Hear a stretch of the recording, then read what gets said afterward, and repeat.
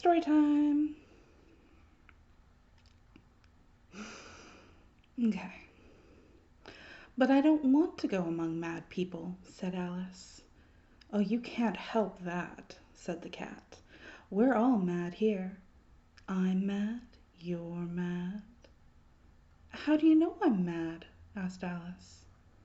You must be, said the cat, or you wouldn't have come. I'm going to tell you a secret. I'm not neurotypical. I'm neurodivergent. And unfortunately, not in that cool young adult novel way where I'm the chosen one who will save our dystopia from corruption and greed. And goddamn, do I wish that were the case. Nope. I am neurodivergent in the sense that my brain doesn't make the right amount of neurochemicals to make me feel like a decent approximation of a human being. Yay! But to paraphrase the Barefoot Contessa a la the Food Network, if I don't have homemade neurotransmitters, store-bought is just fine. And I am so goddamn lucky that in this particular dystopian hellscape, I currently have a job which provides health insurance so I can buy those medications without going broke. And I'm even luckier that I like my job. I've been with my agency for just over 10 years, which I realize is pretty much unheard of in this day and age. And while I've changed position a few times in the last decade, it's always been in the same department. A big part of that is my immediate coworkers. Pretty much all of them are open and friendly people. No one gives a damn that I have a wife instead of a husband, and I can nerd out about quilting and D&D, and they very politely smile and nod. But they're happy that I'm happy, and that's great. But despite that affection, my coworkers still make me cringe. I am so OCD. Wow, they must be off their meds. Or I'm having such a bipolar day. And I just want to say, ever so nonchalantly, every day is a bipolar day with me.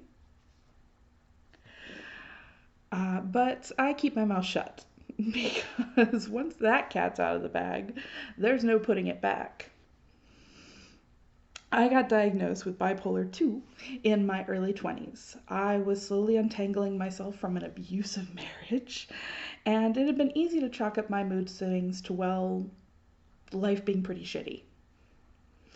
My ex-husband constantly put me down, blamed me, and a whole host of other nastiness that I will not get into right now.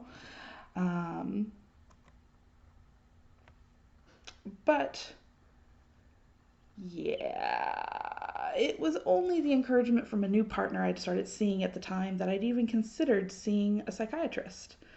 Honestly, she practically made the appointment for me, and I gathered up my family history, my father's depression, my grandmother's on his side's alcoholism, my mother's codependence and agoraphobia, her mom's depression and suicidal tendencies.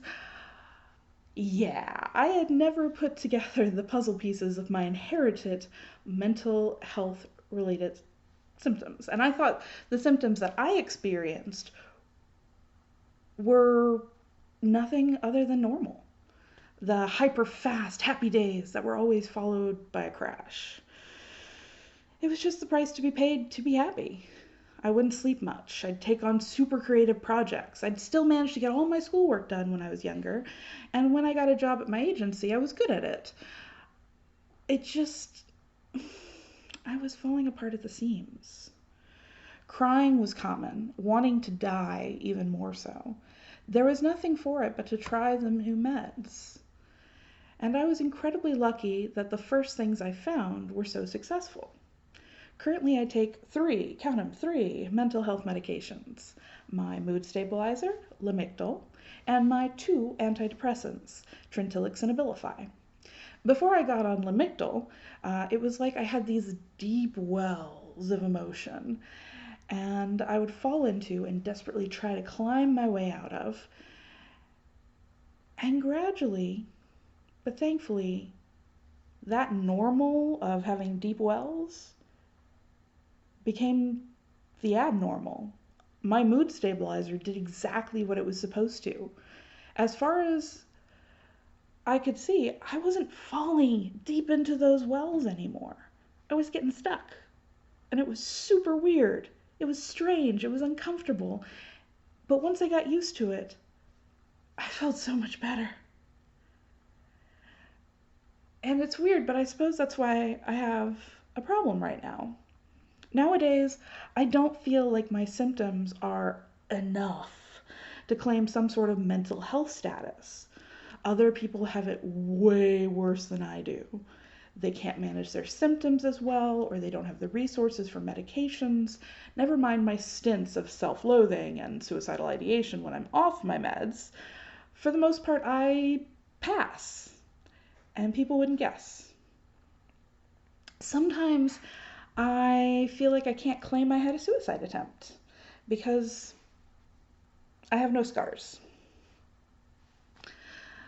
Yeah, but never mind that my high school self snuck out after midnight with the sharpest knife in the house.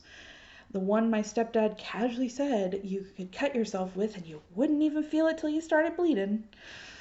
Yeah.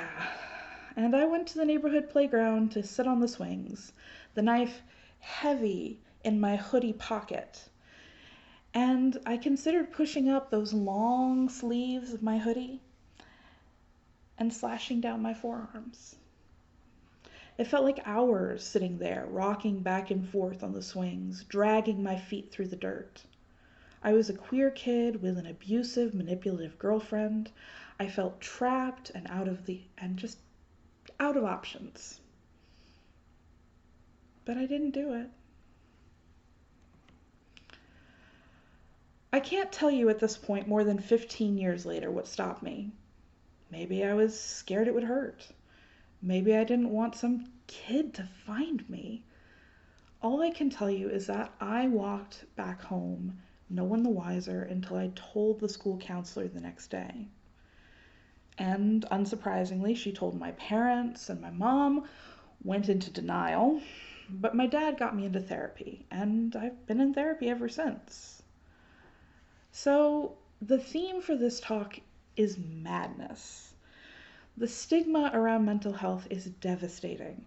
I hide every day because I don't want to be seen as unstable or untrustworthy. Mental health treatments aren't linear. It's never going to be a progressive line to neurotypical, and for some people, it's never even going to get to stable.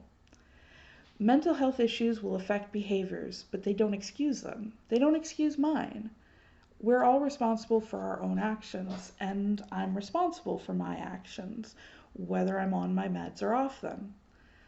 And it's hard to come away with a positive message here, but keep moving forward and doing your best.